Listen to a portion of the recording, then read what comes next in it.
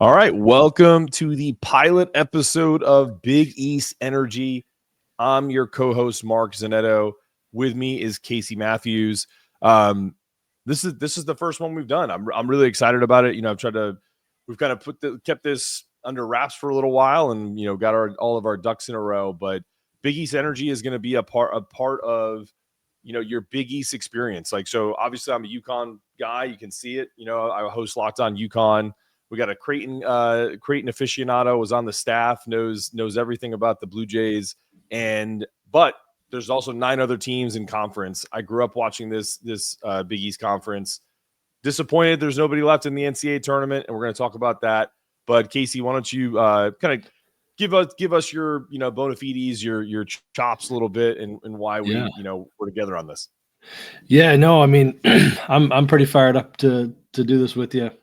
Big East basketball is to me, it's the best. It's the best basketball in the country. I understand the SEC, the dominance that they're showing this year, but for me, if I'm going to watch a game, man, I want to watch Big East hoops. And so, with that being said, that's what it's what leads me to turn on my TV and during the week and watch games. And it can be any Big East team. I'm going to be fired up to watch it. I think, top to bottom, I think we have fantastic coaches in this league. We have great talent in the league. The cities, the crowds. I mean, it's just fun, man. It's fun, and it's fun to talk about. And the other side of that is there's so much passion in the fan bases. And so, what better way to kind of be a part of it than get on here with a friend and talk about it. So I'm really excited. Yeah, and let's get into the disappointment, because I am I totally agree with you on Big East hoops and why I watch, and if there's a choice between, unless my wife is controlling the television, then the SEC rules.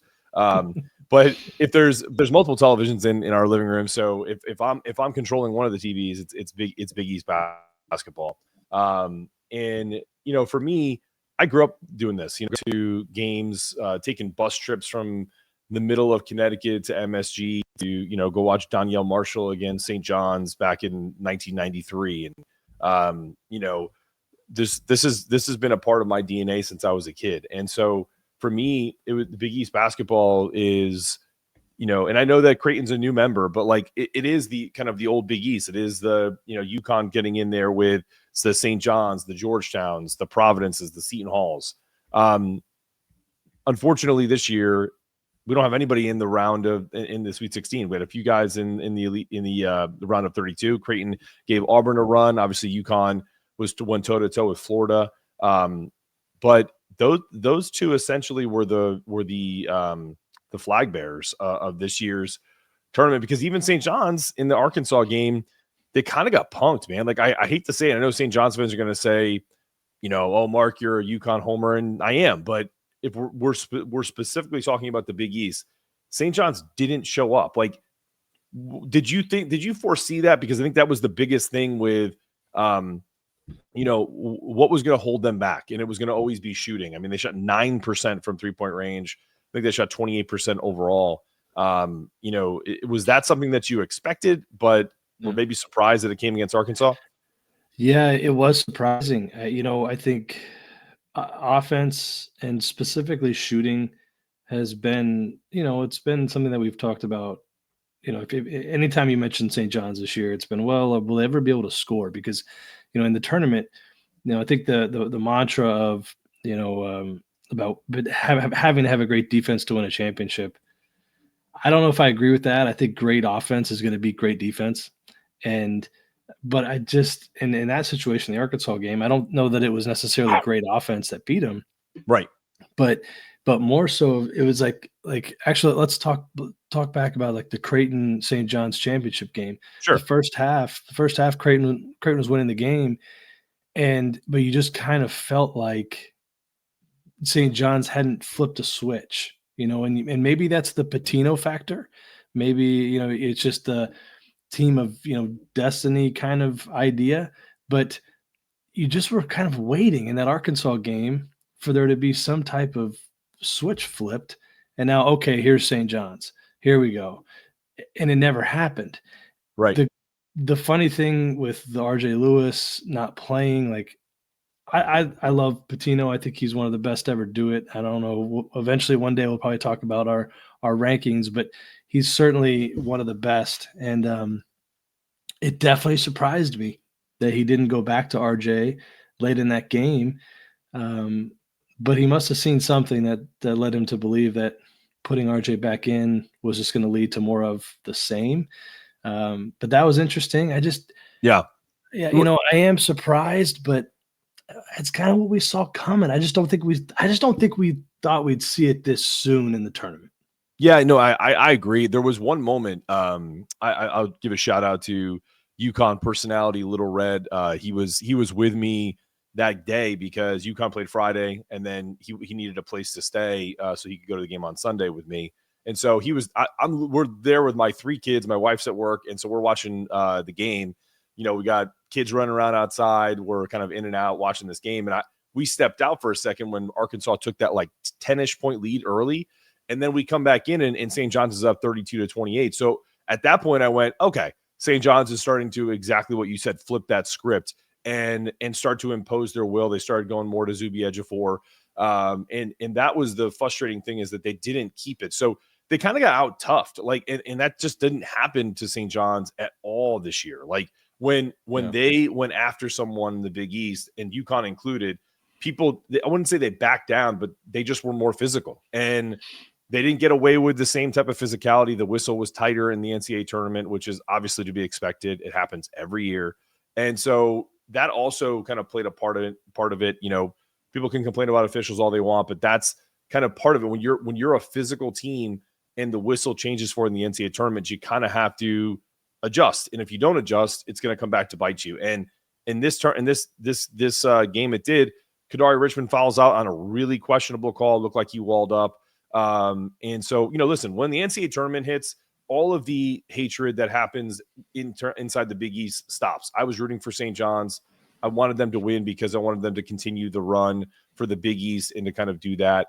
But I also felt like once Arkansas started to kind of push ahead a little bit, that's where, to your point, the better offensive teams typically start to kind of separate themselves in this tournament, because you have to find people to make shots, and they just simply couldn't find someone to hit big buckets, even in the mid-range game, which was kind of their calling card all year. Like when UConn blitzed them to start the game in Stores, 26-10 start, they chipped away a lot of mid-range jumpers. They didn't shoot a ton of threes to get back in it. So that was surprising to me that they decided to, they went away from what was their bread and butter all year. Yeah, what surprised me was I feel like they had an advantage inside because of the foul trouble that Arkansas was in. Sure. And I really thought Zuby would get more touches down there just to sort of take advantage of that. Now, the length and the athleticism down there is certainly, it's not necessarily a guaranteed bucket, but at the same time, when you're not hitting shots from the outside, it's just interesting. I mean, as a former coach and somebody who feels like they know ball a little bit, I was expecting more inside touches that maybe could lead to some of those inside out, passes that could lead to some perimeter jump shots. It's an easier shot when it's coming from inside out rather than creating it on your own. And I felt like that's what Arkansas did a good job of, is making St. John's create their own shots. And it just isn't a recipe, for success with that team. Hey, like Coach Cal and that Arkansas team are good in their own right.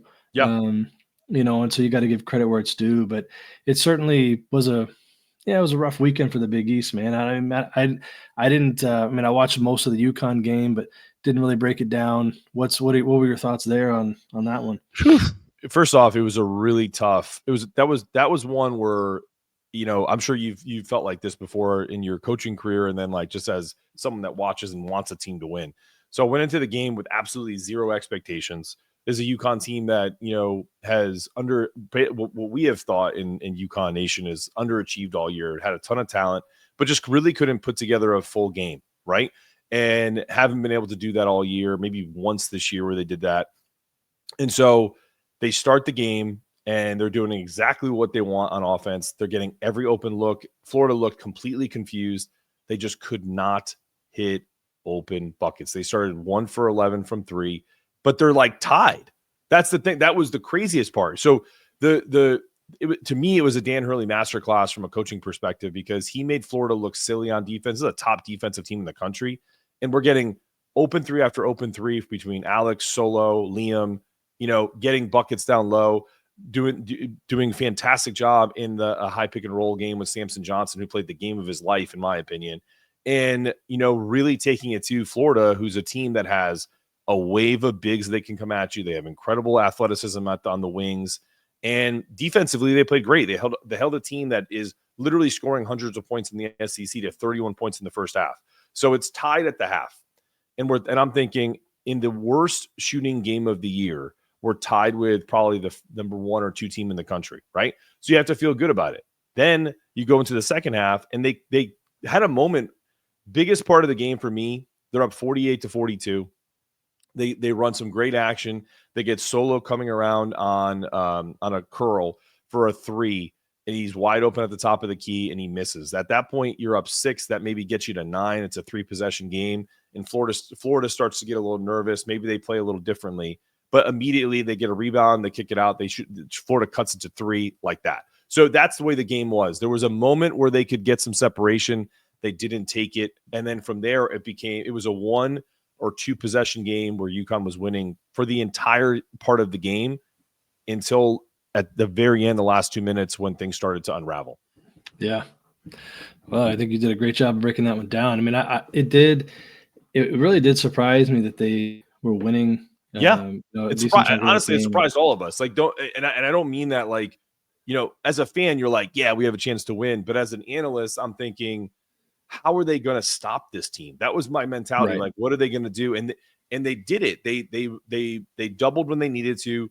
They tried to make the guards take difficult shots. And at the end of the game, Walter Clayton made some difficult shots. That was the big difference. I mean, if you watch the replay of that, he's got guys hanging all over him. He's fading away from 3, those 2 big threes at the end. I mean, that's one of those where you just throw your hands up. Absolutely. That's all you can do sometimes. And, I think that's what's so fun about this tournament too, though, is, there's so many comebacks, and maybe it's just because we're more aware of it, because the scores are on top of the screen. And so we're keeping an eye on things, or we're watching the multicast, but it just seems like in this tournament, it's cheesy, but it's not over till it's over. And you could be down 16, 18 points, and it's like, all right, we could still, we could still do this. And certainly would have loved for UConn to win. I'm the same way as you. Like, when it gets to tournament time, I want as many Big East teams to go as far as they can go. And so is this, and this too. I'm in the minority as a Creighton guy, but I'm a big Hurley fan. So I was hoping for some more Hurley antics. Let me ask you this question then, because being a Hurley fan, and you don't have to hold back on this. I'm curious. So there's the 2 sides of Dan Hurley, and I'm not setting this up to get an answer out of you that is predictable. I'm curious what your thoughts are. Yeah. So I covered the game, so I didn't even see the viral video of him saying, hope they don't F you like they F'd us to the Baylor staff as he's walking out, right? Because that's exactly where I filmed them coming in. That's exactly where they come out. So the other team is waiting to go on. And so they come out in Raleigh, and they have to go around the arena to get to their locker room and stuff like that. So I have no problem with the reporter filming that. None. So like, sure. That controversy is not really a controversy to me, because I don't call myself a journalist, but I'm there, and I'm a podcaster. I'm a content creator. So I'm filming stuff all the time. So that I have no issue with. Can you discern as a coach, and I don't care whether you act like this or not, that has no bearing on the question. Try to break down for me the difference between you just lost, your season's over, and the disappointment of the initial, like, all of the things that are running through your mind, like what we could have done differently. Because if you said you didn't break it down, but if you do go back and look for them in most of this game, I would say the whistle was right down the middle, completely fair. Some contact for Florida, some contact for UConn, some foul called, some not. It was a pretty good officiating crew. Objectively saying this, there was a big contact with Alex Caravan when they're up 2 to try to maybe potentially put them up 4, and that he thought he was fouled. So did Dan. That's the one he's talking about. And then on the very immediate play, they get a 3-pointer on that. Now they're down 1, and then on the next play, they literally go down 3 like that. So things change quickly in an NCAA tournament game where you're potentially about to go up 2 possessions, and all of a sudden you're down by 2 or 3. So I think that frustration really kind of got to him, and knowing the competitor he is, that's why he acted like he did. You can call it an excuse, you can call it whatever for bad behavior, as Jay Billis talks about. I don't know. I think of it as at the end of a game, you're pissed off and you say things that you probably wouldn't say, right? You know, when you've had 10 or 20 minutes or even an hour to think about it. What are your thoughts? Yeah, it's funny. My dad was asking me about this last night, and I think here's the thing, right? If you look at it from someone like you or me who watches a ton of basketball, who likes Coach Hurley, I love how authentic he is, and I love how he just is himself. And like him, hate him, he doesn't care. He's himself. The thing I would say is this: I've been fortunate enough to get to know some people that have worked for him. I've been around him off the court. He's fantastic. He's awesome. And so I give him some benefit of the doubt, if that's even applicable here, because I think that he gets in those space, he walks on that court, and he does such a good job of getting his team to truly believe that it's them against everybody else. Right. And I think that mentality, it's not something you can just turn off when you walk off the court. It takes some time to process. And so what you asked about right after a game, you lost, you felt like maybe you got a bad call. I think that's human nature. And what I think is that he's created an aura around himself that this is who I am. I'm just going to be who I am. And if you hate me, you hate me. I have a lot of respect for that. Now, right. Do I feel like the school loves it? Probably not. I disagree with you there. They protect him a lot because, and I would say this, and I had Dan Dockich on Locked on UConn probably about a month ago when after, and maybe I don't even think it was after the Creighton game where he said 2 rings, Baldy. It was somewhere in that mix, where some of this stuff was going on. And because, Dan played under Bob Knight, and I wanted to get his perspective. And so we agreed to come on the show. And one of the things he said was, Dan can always be who he is. The biggest issue that Bobby Knight had is he started to piss off administration. And when you start to piss off administration and you start to kind of almost embarrass them in front of the media, then that is when the relationships start to sour. He's got a great relationship with Dave Benedict. Dave Benedict's been on my Locked on UConn show. They work together seamlessly. I would imagine the people that he talks to when he has moments where they feel like he's gone too far are his wife, Seth Greenberg, the coaching staff. These people are the ones that keep him in check. And he even said it in the post-game press conference when I covered it. He said, the best thing about this offseason now, even though we lost, and obviously we hate that, he's like, you can kind of you get to reset your ego. He's like, I don't have to throw any first pitches. I don't have to ring the stock market bell, like all the crap that he had to do, which is great because you did all these wonderful things. But, get back to the business of coaching and really kind of, check your ego at the door. And I think that's what it is, man. Like one of the things that, and I'm dropping names, I feel like I'm like name dropping, but it all makes sense because of the Danny Hurley kind of effect. There was a E60 about Danny, and Jeremy Schaap was kind enough to come on the show. Love Jeremy Schaap, probably the sweetest person I've ever met and still text with after all that. He's phenomenal. But one of the things he said is like, Dan truly wants, like if this was part of basketball, he would love it. You just talked about his mentality. If they were saying fighting out of the fighting city of Jersey City or, you know, Newark. Like he would love that. He would love to come out the way a UFC or a boxer comes out to a game, because that's his mentality. Yeah. You know what I mean? Like instead of like, and now Connecticut's head coach Dan Hurley, they would be like, fighting out of the blue corner. Like that's what he wants. And that's his mentality, because he's a warrior. And like, I totally agree. Dude, I totally relate to that. It sounds so corny, because I played tennis, the most non-physical sport in terms of contact you could possibly play, except for maybe golf. It's physical on your body, but there's no one punching you. There's no one grabbing you. It's not the same thing. I wanted to feel that too. Like I wanted that mentality of when the match starts, like they're like literally calling our names out. We're walking out to like a ring. Like that's how I felt. And so that's why I relate to him. And any coach, Pat Kelsey, you know, all these guys who are super passionate, who probably do stupid shit, like he got a technical in his game too. So like that to me is the mentality that I love. And that to me is Big East basketball too. I'm with you. And let me offer you this too, Mark, is that the flip side of that is, and you're the one that asked him the question to talk about his seniors. In his press conference, he's in tears talking about his seniors. Not because he's angry, right? He loves those kids. He's going to miss those kids, and he's recognizing that they've changed his life, and he's in tears about it. To me, it's like that's just who he is. He wears his emotions on his sleeve. He's not afraid to show them. And, you know, frankly, I think more of us would be better served to be that way in a lot of areas. Now, some of us have jobs where we can't do that, you know, but just in general of being willing to show emotion, whether it's in public or private, and really being willing to demonstrate your love for someone.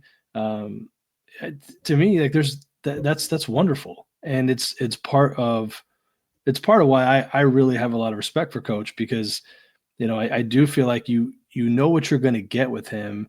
And whereas so there's other coaches in the country where, you know, they're a certain way in front of the media, and then the second they walk off the camera, they're a different way. And, you know, if that works for them, that works for them. But for me, in terms of people that I connect with and really feel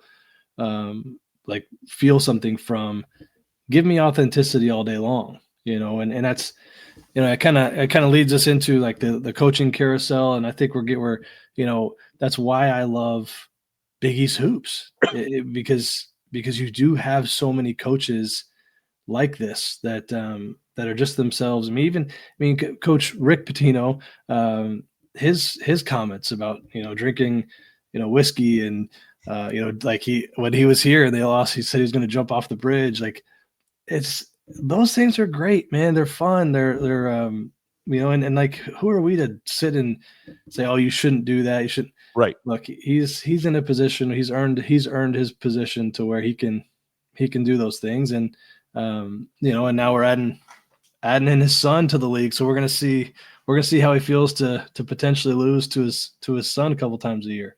What do you think about that? I think it's great. Before we get to the coaching carousel, I wanted to play this. So like, this is what we were talking about. This is think about all of the negative things that you hear about Danny Hurley. And then this is the question I asked.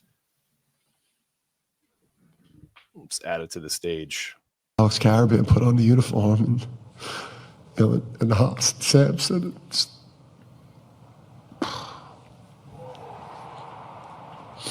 The players change your life when you have such special people. Yep, that's Danny Hurley right there, like in his element, you know, really talking about how the players change your life. And so like all of these coaches, like even I know he's not Big East, but I don't think he's a particularly great coach. I think he's, you know, I'm going to say who it is, Brad Underwood. I don't think but he's not a bad guy. Like I listened to his press conference after they lost to Kentucky in the NCAA tournament. And he said, you know, no matter who goes in the transfer portal, no matter what happens, he's like, all these guys are my guys. He's like, you know, 20 years from now, if they need something from me, I'm going to be right there for them. So like when that gives me goosebumps, because when you think about coaching and, the coaching carousel in the Big East, you just mentioned it. We got Pitino, 2 Pitinos now.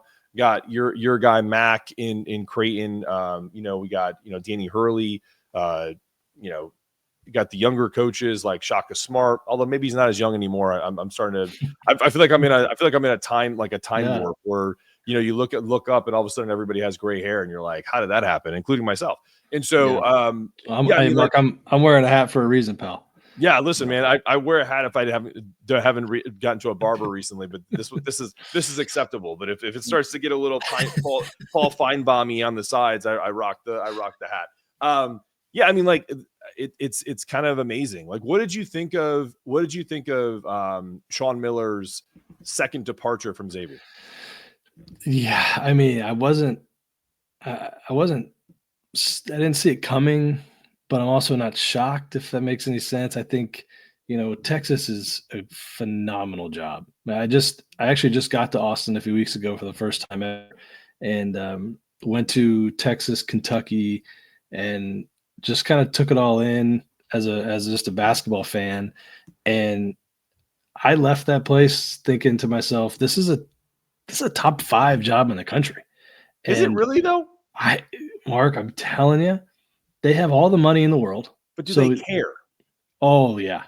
They care about basketball? Yeah. That place was bananas. And I've been there with Creighton, and it was insanity. And brand new arena. It's a beautiful arena. I mean, it's a great place. I mean, it's a great place to live. Like I get that. Like Austin's blowing up. International airport. Yep.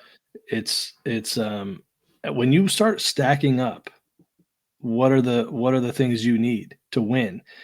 Being in the SEC is huge for, obviously now with what I'm blanking on the words, but with NIL. Yes, with rev sharing and NIL, it's huge. So that's a factor. The arena is, facilities. There's nothing that they don't have, and I get the theory of maybe football is king, which it absolutely is. Mm-hmm. It's the SEC. Football's king everywhere in the SEC, with maybe Kentucky, but that you wouldn't include there. But I think the way the SEC is headed now, it's certainly football is king, but basketball, look, what is it? 7 of the 16 Sweet 16 teams are from the SEC. Like, top to bottom, another league with just phenomenal coaching. It's a phenomenal job, man. And so I can't blame him at all for making the jump. I'm excited to have Richard in the league now. That one shocked me more than really? Sean leaving. I thought it was going to be Chris Mack back to Xavier. I thought it was already done. Some reporting early on was that it was done. But do you think part of the reason why they didn't do it is because they just did this, right? They just came back with a retread with Sean. Like, and it's not that Chris Mack is a bad coach. It's just that it's, it would look pretty bad if you lose Sean Miller after how many years he was just there for what, 2-3 years now? The return? Was it 4 maybe? Okay. Whether it's 3 or 4, 2, 3 or whatever. Yeah, it wasn't super long. It wasn't very long. So he comes back, they give him, he was essentially rehabilitating his image coming back to Xavier. That's fair. And so, that's the one thing that doesn't, and we just did a segment, and I'm going to sound like a hypocrite because I'm judging, but I am judging Sean to a certain extent. I get that Texas is a big job. I get the money's better and all of the resources, everything that comes with it. But no disrespect to him. If Shaka Smart can't win there, I don't necessarily know if he can. And the reason why I say that is because Sean Miller allegedly was involved with a lot of things at Arizona. And so he gets, I don't know if he got a show clause or he, either way, he was kind of untouchable before NIL started to explode. And you could do some of the things that people were doing in the light of day. So he goes to Xavier, kind of gets them back to a respectable way of being in the NCAA tournament a couple of years in a row. And then I listened to his press conference after he got the job. And a reporter asked him, what are you looking forward to next year? Like, now that you've made two back to back. And at this point, he's clearly already spoken to Texas. He's clearly already gotten his agent, the blessing from the agent to do this, and this, right? And he's like, well, it's become kind of a habit. And so that's the thing when you make the NCAA tournament, it starts to like exponentially get better. I'm paraphrasing. Yeah. So to me, we talked about being authentic. I'd much rather you be like Will Wade, who just went to NC State and is like, yeah, I'm going in. I talked to NC State and he's got a smile on his face. Like, what's going down. And that to me is why people don't trust Sean Miller types. Okay. I'm not lumping him into like being the bad boy of college basketball. A lot of guys do this. It's kind of that's the part of college basketball I hate. If we're gonna crap all over NIL and the transfer portal is wide open, and we're gonna talk about that here in a few minutes. I'm gonna quote Jay Billis again. The coaching portal is always open, always, and sometimes you're doing it behind your player's back, which is the worst part. What would you have? Do you think he did it the right way, or do you think it's just a tough situation? I don't have any problem with the way he did it. I mean, I think there's a few different examples of just this year of ways to do it. I think Ben McCollum doing it the way he did it to go to Iowa is obviously it's very, very respectable. It's something where you're like, hey, you know what, you look at that from afar and go, that's a stand-up move. I think at the end of the day, we're all always looking for, the next thing, and what we think that next thing might be. And certainly I can understand like the fans, feeling like, hey, man, why not just be upfront about it? But I also think you don't know what's happening at Texas either in terms of what are they telling him? Are they saying, hey, we're keeping this quiet? No, we can't talk about this at all. If it gets out, it's going to be an issue. We don't really know. That's fair. That side of it. But I do think he's going to win there. I think Chris Beard had it rolling, and I think there's evidence that you can win there. So I do think he's going to do a really good job there. And you mentioned Will Wade, and he's another guy that I maybe I just have a thing for these guys that just have gotten in some trouble, but I love Will, and I think he's a home run hire. I know this is an ACC podcast, but he's going to crush it there. And so I'm really excited to kind of see him and what he can do there. But, I don't know, Mark, I don't have an issue. I don't have an issue with this stuff. And I think, and I really don't, I don't either. Like, I'm not like, that's the thing is like, I'm not a moralist. Listen, the stuff that some of the coaches in our league, and I won't name names because their first podcast, don't want to get sued. You know what I mean? Like, I'm not going to name who I'm talking about, but I think people can read between the lines. Some of the stuff that the coaches in our league have done is, stuff that morally you probably shouldn't do. I don't care, not one bit. I am all about the basketball. Short of committing a crime, I'm good. If you're doing things in your personal life that some people don't agree with, that's on you, man. Like, you know what I mean? Like, it is what it is. Like, I'm not a moralist. I'm not, gonna pass judgment on people. I just think sometimes now with how much, as Dan Hurley has learned, how much the cameras are on you, how much social media is involved in today's world, you're better off just perception wise it sounds crazy because I know people have ripped on Will Wade in the past, to be more of a Will Wade than to be more of the kind of like politically correct, like, yeah, they're going to really give it 110% at Xavier next year. And then you're going to Texas, 8 hours later. No, that's fair. That's fair. And I think you got to compartmentalize things too, depending on what you're doing, right? If it's me and you, there's no cameras, no microphones, and, we're talking, we'll probably be more free and open to say things that we wouldn't in this environment. I think I like the approach for some of these guys that's kind of been had lately, where they are honest and just kind of open about it. I've never really cared for the, I'm the coach at this school right now, and just leaving it at that. Like, to me, that can become disingenuous really fast, especially when you maybe have already agreed in principle to a contract. So I would much rather have the approach of, hey guys, like, as much as this is fandom, and for your fans, they're committed to this school. I got to look out for myself, and I got to do what I think is best for me, and put myself in a position where I think, A, it's the best thing for my family, or B, it's the best place for me to go and pursue a championship. And if I feel like that other opportunity is a better place for me, then that's what I got to do. And there's also an element of this where, like, there's few people that I think can go through this and not wear out their welcome. And like a Gino at UConn women, 40 years. Like, he hasn't worn out his welcome because he's consistently winning, right? Right. 31 straight Sweet 16. Yeah, it's unfathomable.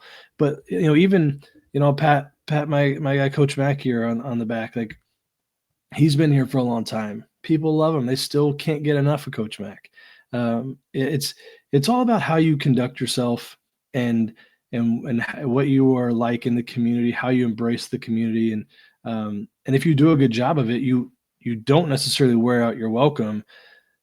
But there are people, and we know them, that they don't have that personality, and they have to keep it moving. They could be somewhere for 4 or 5 years, and they need to get on to the next thing before it becomes stale. And so, there's so many factors in the coaching stuff. At the end of the day, though, I know fans want to have the best coach possible for their program, and they hate it when they feel like they got a star that leaves. But you weren't just born a star, right? You gotta work at it, and you gotta win some games. And it's a good opportunity now for Richard and to come in and that's just going to be must see TV too for the Big East. So I'm fired up about it. And I do think he's going to do a phenomenal job. I do too. I think he's going to do. I think he's going to bring Donovan Dent with him to Xavier. That's the rumor. Before we get into the portal stuff, I know I just teased it, but he's Casey Matthews. I'm Mark Sinetto. You can see our handles down there at Mark Sinetto CBB at CMAT33. We just started a website, BigEastEnergy.com. We'll definitely have some things for you guys on there. The podcast, clips and things will be posted on there as well. Once we get this thing rolling, this is obviously the pilot episode. We'll also have the Big East Energy logo on there for you guys to buy t-shirts and sweatshirts and hats once we get that going. And we've kind of done a cool little thing where each individual team of the 11 in the conference will have kind of a Big East Energy tagline that we're going to put on that website. And if you want to see that on a t-shirt or a hat, you can definitely buy it there. Also, you can email the show at info@bigeastenergy.com. If you have an idea, like let's say you're a St. John's fans and you don't like the logo that we did, or you don't like the tagline, you have something that's more fan specific, let us know. We can always make something custom for you. Same thing with Creighton fans, UConn fans, Seton Hall, the whole deal, Providence. I'm not going to do anything special for Providence fans. I'm kidding.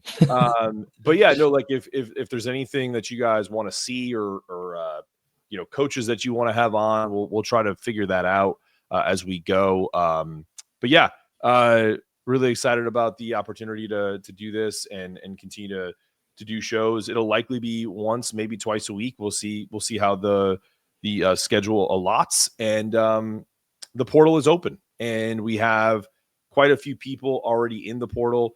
Although I'm kind of surprised, there's only 16 total players in the portal as we speak. Like right now, we're recording this at almost 11 o'clock on Wednesday afternoon, March 26th. I'm sure there'll be many more that will jump in.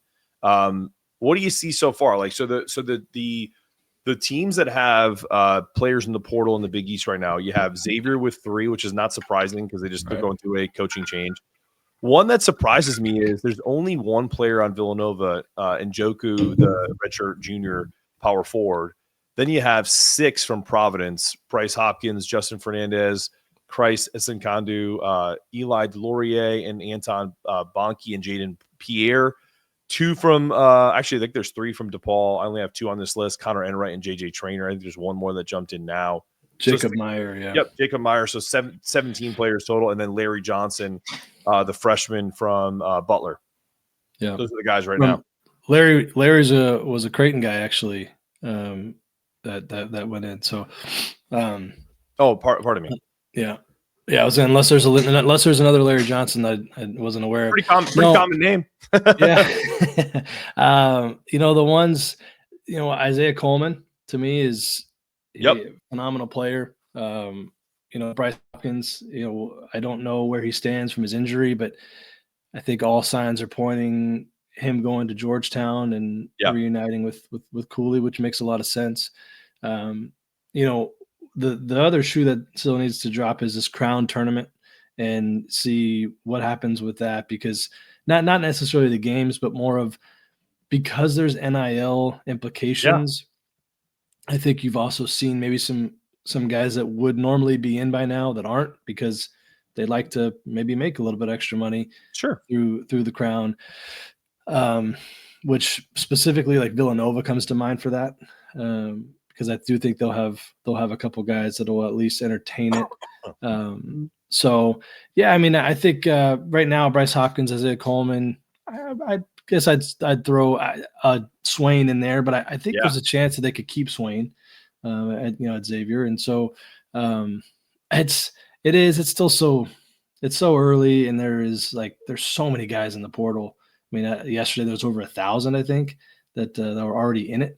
So it's just an exploding deal, and every year it seems like it gets more and more and more, and some of these guys are going to get left out, man. That's the crazy thing is all these kids are thinking, in fact, I had an old player of mine that's still hooping a little bit. He called, and he's in the portal now, and he said, Case, like, I don't know what to do here, and he said, I feel like I transferred before and I trusted the wrong people, and there's so many voices and I don't know how to navigate it. And I told him, I said, look, buddy, I've never done it. I've never had to go through this, but man, it's so important to trust the people that you feel have your best interests at heart and aren't looking to get anything from you going to a certain school. And that's the tough thing, man. These guys all have agents, they have friends and family that are all telling them, oh, you need to go somewhere else. You can get more minutes. You can score more points. You can make more money. It's always more and more and more. Sometimes that grass isn't always greener, man. And I'm really interested to see what happens with some of these guys. I think the Jays will have a couple guys go in here. Who do you think from? Let's do that. You're a Creighton guy. I'm a UConn guy. Just from our own knowledge and just deductive reasoning, who do you think will enter the portal for Creighton? I think there's a couple names. I think Mason Miller and Fred King are two names that I would expect to go in. The reasoning is not because they're unhappy or anything like that, but because Ryan Miller got an opportunity to be head coach at Murray State. And so Mason is his nephew. Fred is Mason's best friend. I could see that. Pop Isaacs could be a guy that goes in. He had such a good game against Kansas, and then unfortunately had to shut it down with the injury and have surgery. But he's another great player that you just don't know. I mean, I haven't talked to Coach Mack about it, so I don't know what he's thinking in that regard. But I could see him going just to maybe see what else is out there. Which, other than that, gosh, I don't know. The other side of this is like, with if you opt in, to the whole settlement and rev sharing and all that. There's so many factors, man, that come into play now with transfers. So, but those are the three I would expect. Okay. What's interesting too about the Big East in general, and we're gonna wrap up here, and I'll give you my list of who I think UConn guys may enter as well. But what's interesting is with most schools, 10 of the 11, UConn being the one that does have Division I FCS football, right? You don't have to share that revenue money with the football program. So a lot of people think, and I think the A10 is kind of having the same thought, which is when you do opt in and you're sharing $20 million, you're basically giving likely 5 to 7 of that to the men's basketball program. Maybe 2 or 3 goes to the women. And so you don't have to share the bulk of that money with a football program where like 75% of SEC teams are going to give, or all of, let's say 100% of SEC teams are going to share about 80% of that money with their football programs. And you're only going to be able to get a tiny little portion for the Floridas, for the Georgias, for the Texases of the world.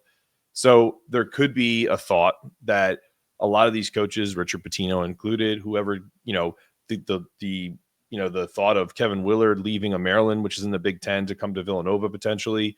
I think some of these guys are leaning on that revenue share money, that it's not going to go to a football program. That and honestly, it's kind of what scares me from a UConn perspective of, are they going to be able to compete monetarily, NIL wise, with some of the other Big East programs going forward?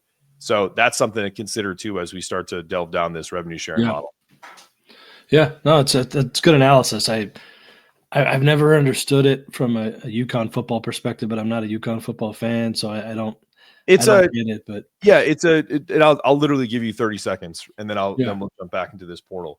I think for part of it is it's nostalgia for the old Big East where there were teams in the top 25. UConn was played Oklahoma in a Fiesta Bowl in 2010, which is not too long ago. You know what I mean? Like that was a BCS game. Like they have guys who play in the NFL. They still do.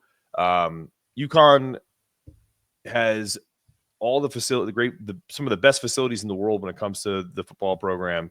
So there is an opportunity to expand on it. And unfortunately, if they decide to leave the Big East, that would be sad, but I'll still continue to do the Big East Energy podcast. But if they did do that, I think it would be because they feel like they're trying to, get to a bigger conference because they feel like that is the best option for them. We'll see. Yeah. But in the present, I think you could see an entirely different roster and feel for the UConn men, because you just have guys who have to make decisions, right? Alex Caravan is, from what I've heard internally, 55-60% potentially staying, not going, maybe doing the exact same thing he did last year, which is testing the waters and then coming back for his senior year. He's already going to graduate, so it would strictly be about coming back to play ball. Then you have Liam McNeely. Is if he is a lottery pick, you pretty much can just tell him to go, right? Yeah. But if for some reason they feel like maybe he's a late first round pick, maybe there's a 10% chance he stays. I don't think so. I think he's gone. And then when you talk about guys who didn't get a lot of run, you have Ahmad Noel, who's was a top 30 player, a Philly guy.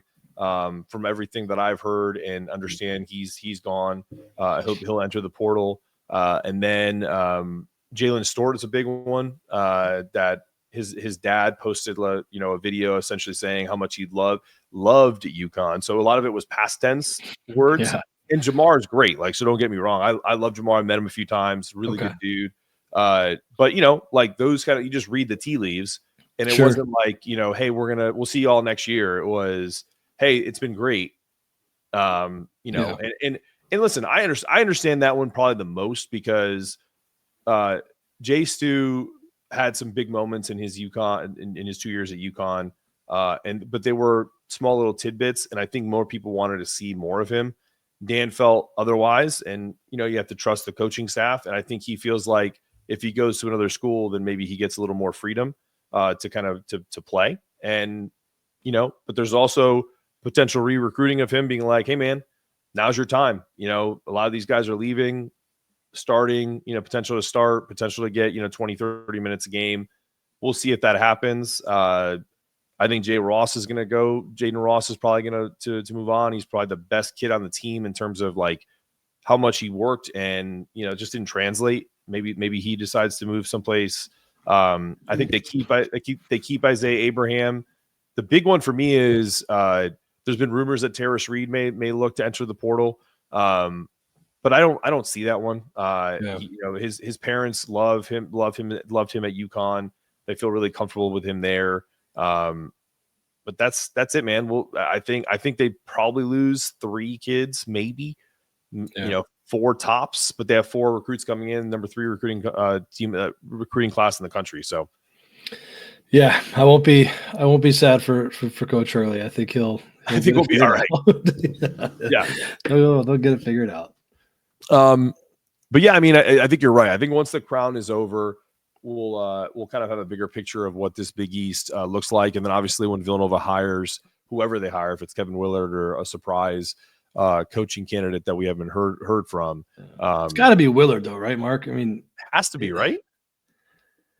At this point, I would be shocked. I don't know what you're waiting on if it's not him. Like, if you haven't got a verbal from him, I don't know. He's been a little cheeky in his press conferences, so yeah, it does feel like it's him, which is again a surprise. It just is. Going from a Big Ten to a Big East, the Big Ten's playing great in the NCAA tournament too. Yeah, so. It's interesting though what he said about like the staying in New York, the extra night for Christmas, and it's like not feeling like you're fully committed to what he's trying to do at Maryland. The other side of it is he doesn't have an AD, and that's a huge deal for coaches to bring on a new athletic director that they don't necessarily know who that's going to be. You might have a voice, but you're not going to pick it. So there's a lot of unknowns there that lead me to believe that he's leaning heavily towards going to Nova, which is just another great coach in the Big East. So come on, I hope he does come. Yeah, no, I get it. I mean, like, I think you have to do what you have to do, but my question is like, and this is it'll be viewed as disrespect. And I know he's had incredible stops. Like he was an assistant with the Celtics, an assistant with Louisville under Pitino, at Louisville, at Iona, Seton Hall, and now he's at Maryland. No disrespect, but like he's not Rick Pitino. Like, so like for him to kind of talk about like some of the demands that he has for, Maryland, it's like, well, do you think he can make a couple Elite Eights or Final Fours before you're giving us all these demands? So I don't know, man. Like, I think sometimes, like, just like Hurley said in his press conference, the ego kind of starts to inflate because of the relationships you have and because people are recommending you or whatever it is. It's kind of like, I guess he has some leverage, but if I'm Maryland, I'm like, I mean, okay, you want to go to Villanova? All right, we'll figure it out. Yeah, that's interesting. I kind of see it the opposite of. I think he's a heck of a coach. I think I don't disagree. He's a bad coach. Yeah. I'm just saying, like, when it comes to leverage, like, in any what's the word I'm looking for? Any business, right? Whether we're talking about coaching or hell, like I used to be in sales. Like if I'm a big sales executive and I literally can show you my receipts that I've had $3 or $4 million in sales over the last 6 months, and I want to go to this other company because it's better for me. And I show them that, and they're like, okay, well, now I have leverage on what my salary is, and how many days off I can take. But if I'm just like, hey man, I'm a good guy and I'm a good coach, I don't really have the background that you're looking for, but I don't have the resume that you're looking for, but I really want this. I don't know. I think it's a little more complicated than that, but I'm just making an analogy. Yeah, no, I see what you're saying. I hope it happens because I think it'd be great. Just another great coach in the league and have some more. Just something for us to talk about. So absolutely, another follically challenged coach coming to the league too is always a welcome sight for me, man. I don't want any of these guys with these incredible heads of hair like Rick Pitino, and even I was watching the women's game and I was like, man, Gino Ramos got a great head of hair. He's 71 years old. What the hell is this? So I didn't get those genes either, pal. So I get it. Neither did I. All right, listen, this has been a really fun episode of Big East Energy, the first of many. For Casey Matthews, I'm Mark Zanetto. We'll see you guys next time.